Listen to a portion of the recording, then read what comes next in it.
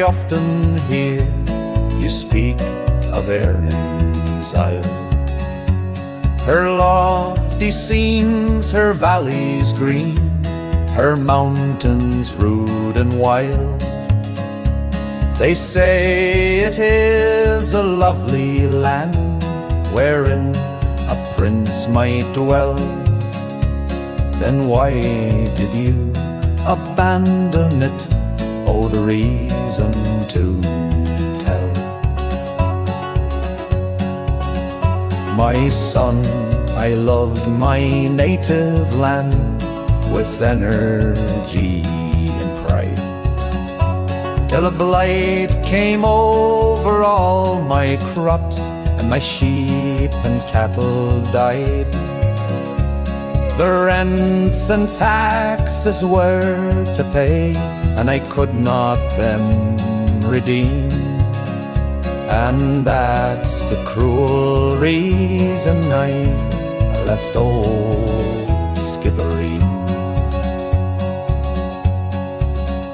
'Tis well do I remember the bleak December day, when the bailiff and the landlord came to drive us all away.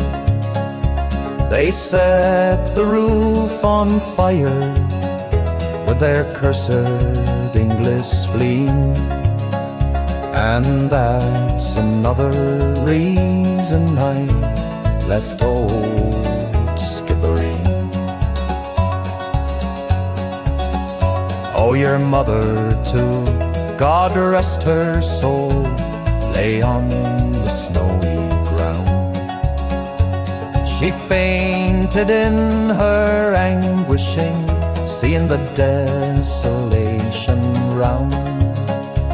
She never rose but passed away from life to immortal dreams, and that's another reason I left dear old Skibbereen.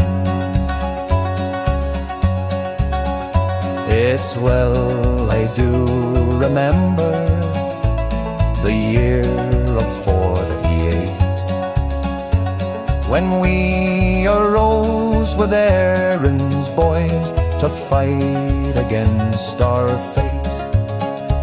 I was hunted through the mountains as traitor to the Queen, and that, my boy, is why I fled from dear old Skibbereen. Oh, you were only 2 years old, and feeble was your frame. I could not leave you with my friends, for you bore your father's name.